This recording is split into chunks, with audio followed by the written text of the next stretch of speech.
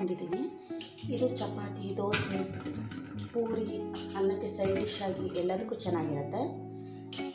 ಅದಕ್ಕೋಸ್ಕರ ಇವತ್ತು ನಾನು ಆಲೂಗಡ್ಡೆ ಪಲ್ಯ ಹೇಗೆ ಮಾಡೋದು ಅಂತ. ತುಂಬ ಸಿಂಪಲ್ ಆಗಿರುತ್ತೆ, ಹಾಗೆ ಟೇಸ್ಟಿ ಕೂಡ ಆಗಿರುತ್ತೆ. ಬನ್ನಿ ಹೇಗೆ ಮಾಡೋದು ಅಂತ ನೋಡ್ಕೊಬರೋಣ. ಮೊದಲಿಗೆ ಈ ಆಲೂಗಡ್ಡೆನ ಚೆನ್ನಾಗಿ ಬೇಯೋದಕ್ಕೋಸ್ಕರ ನಾನು ಒಂದು ಆಲೂಗಡ್ಡೆನ 2 ಪೀಸ್ ಮಾಡಿ ಉಪ್ಪು ಹಾಕಿ ಅದನ್ನ ಬೇಯಿಸ್ಕೊತೀನಿ. ಫಸ್ಟು ಕುಕ್ಕರಲ್ಲಿ ಒಂದು 2 ವಿಷಲ್ ಹೊಡ್ಸ್ಕೊಂಡ್ರೆ ಸಾಕಾಗತ್ತೆ. ನೋಡಿ, ನಾನು ಇದಕ್ಕೆ ಇದು ಆಲೂಗಡ್ಡೆ ಮುಳುಗೋಷ್ಟು ನೀರು ಹಾಕ್ತೀನಿ. ಒಂದು 3/4 ಚಮಚ ಹಾಕಿದ್ರೆ ಸಾಕಾಗತ್ತೆ. ಉಪ್ಪು ಎಷ್ಟು ಬೇಕೋ ಅಷ್ಟು ಹಾಕಿ ಬೇಯಿಸ್ಕೊತೀನಿ ಫಸ್ಟಲ್ಲಿ.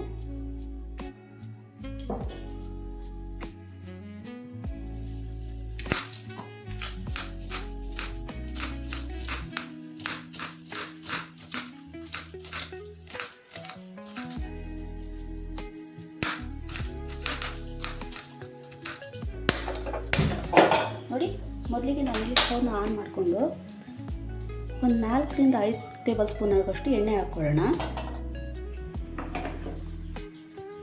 ನೋಡಿ, ಎಣ್ಣೆ ಬಿಸಿ ಆದಮೇಲೆ ಒಂದು ಅರ್ಧ ಸ್ಪೂನಷ್ಟು ಸಾಸಿವೆ,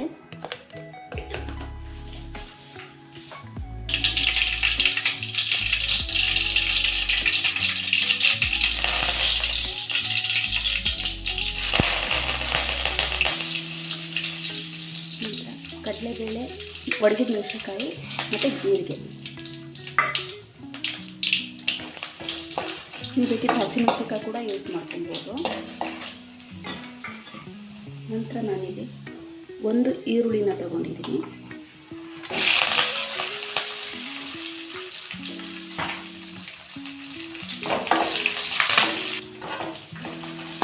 ನಂತರ ಈರುಳ್ಳಿ ಚೆನ್ನಾಗಿ ಫ್ರೈ ಆಗಿದೆ. ಈಗ ಇದಕ್ಕೆ ನಾನು ಕೊತ್ತಂಬರಿ ಸೊಪ್ಪನ್ನ ಆ್ಯಡ್ ಮಾಡ್ತಾಯಿದ್ದೀನಿ. ಕೊತ್ತಂಬರಿ ಸೊಪ್ಪನ್ನ ಚೆನ್ನಾಗಿ ಮಿಕ್ಸ್ ಮಾಡ್ಕೊಳ್ಳೋಣ. ಈಗ ಇದಕ್ಕೆ 4 ಸ್ಪೂನಷ್ಟು ಅರಿಶಿನ ಪುಡಿ, ಅರ್ಧ ಸ್ಪೂನಷ್ಟು ಅಚ್ಚ ಖಾರದ ಪುಡಿ ಹಾಕ್ತಾಯಿದ್ದೀನಿ.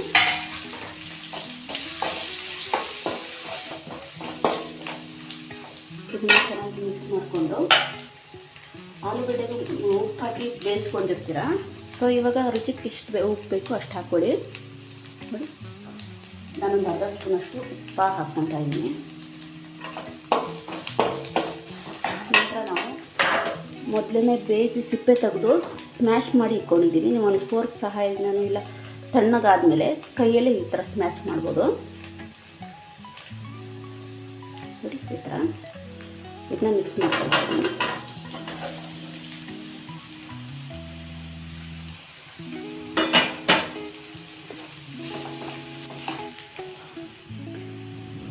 ನೋಡಿ, ಒಂದು 3ರಿಂದ 5 ನಿಮಿಷ ಈ ಥರ ಮಿಕ್ಸ್ ಮಾಡಿಕೊಂಡು ಸ್ಟವ್ನ ಲೋ ಫ್ಲೇಮಲ್ಲಿ ಇಟ್ಕೊಂಡು ಸ್ವಲ್ಪ ಮಿಕ್ಸ್ ಮಾಡ್ಕೊಂಡು ಸಾಕಾಗತ್ತೆ. ಯಾಕಂದರೆ ಆಲೂಗಡ್ಡೆ ಎಲ್ಲ ಮುಂಚೆನೇ ಬೆಂದಿರುತ್ತೆ, ಬೇಯಿಸೋ ಅವಶ್ಯಕತೆ ಏನಿಲ್ಲ. ನಂತರ ನಾನು ಮೇಲೆ ಚಿಕ್ಕದಾಗಿ ಕಟ್ ಮಾಡಿಕೊಂಡ್ರೆ ಕೊತ್ತಂಬರಿನ ಹಾಕ್ತಾಯಿದ್ದೀನಿ, ಫ್ಲೇವರ್ ಚೆನ್ನಾಗಿರುತ್ತೆ ಅಂತ. ಅಂದರೆ ಸ್ಟವ್ನ ಆಫ್ ಮಾಡ್ಕೊಳ್ಳೋಣ.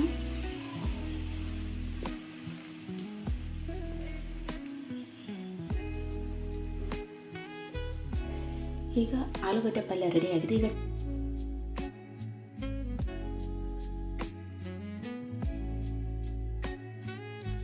ಈ ಆಲೂಗಡ್ಡೆ ಪಲ್ಯ ನಿಮಗೆ ಇಷ್ಟ ಆಗಿದ್ದರೆ ಲೈಕ್ ಮಾಡಿ, ಶೇರ್ ಮಾಡಿ, ಹಾಗೆ ನನ್ನ ಚಾನಲ್ನ ಸಬ್ಸ್ಕ್ರೈಬ್ ಮಾಡಿ.